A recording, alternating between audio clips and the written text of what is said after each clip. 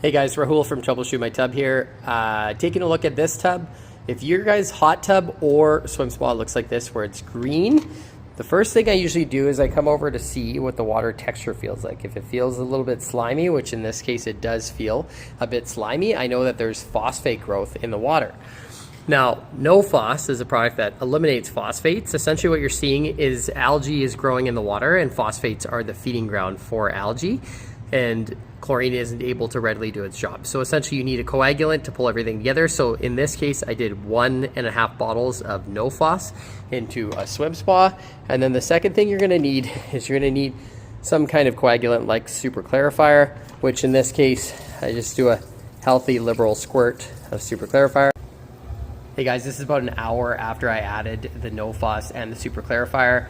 It's obviously starting to clear up already, which it makes a big difference. I did add one extra step. I added about 250 milliliters of easy acid to reduce the alkalinity, and that's what's actually clearing up the color of the water. The next phase of the process is to add sanitize. Typically, I like to circulate this for longer, but with liquids, they're immediately soluble, so they'll dissolve obviously in the water very quickly. Whereas when I do this process of adding granules to the hot tub or swim spa, this process is going to take a bit longer because they obviously have to fully dissolve in the water. So at this step, it should take at least 6 to 8 hours before you actually start seeing results, but you'll see results within 6 to 8 hours. Hey guys, welcome back. This is how the water looks at about 4:30. I started this process at 9:45-ish this morning to add the No Phos and do the adjustment to alkalinity, which to do that, by the way, I did use an acid. So this is a liquid acid called Easy Acid to floor your alkalinity. That's gonna actually help with the clarity of the water. And then again, I added 3 caps of chlorine into a swim spa. In terms of Easy Acid, I added 250 mils of Easy Acid. In a hot tub, you can do 50 to 100 mils, and that should be sufficient.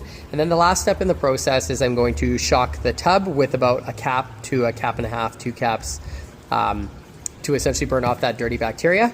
And this thing's gonna look crystal clear by tomorrow. It's already cleared up quite considerably in 8 hours or 6 hours or whatever. So by the time tomorrow rolls around, it will look perfect.